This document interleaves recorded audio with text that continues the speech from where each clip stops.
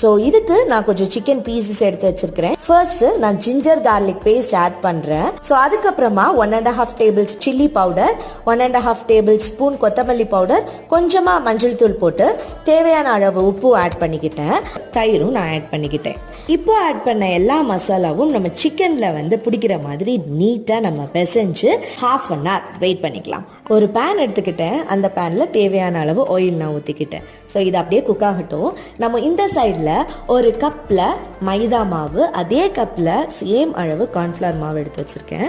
So இது ரெண்டையுமே வந்து நான் மிக்ஸ் பண்ண போகிறேன். ஸோ மிக்ஸ் பண்ணிவிட்டு அதில் கொஞ்சோண்டு, அதாவது 1.5 டீஸ்பூன் சில்லி பவுடர், தேவையான அளவு உப்பு போட்டுட்டு எல்லாத்தையும் நம்ம மிக்ஸ் பண்ண போகிறோம். மாதிரி மாவில் டிப் பண்ணி அகெயின் நான் வந்து கூல் வாட்டரில் டிப் பண்ணி அகெயின் மாவில் இது பண்ணி நல்லா உதறி அகெயின் நான் ஃப்ரை பண்ணிட்டேன். ஸோ ஃபைனலாக home made KFC chicken try பண்ணோம். நிஜமாவே ரொம்ப டேஸ்ட்டாக இருந்துச்சு.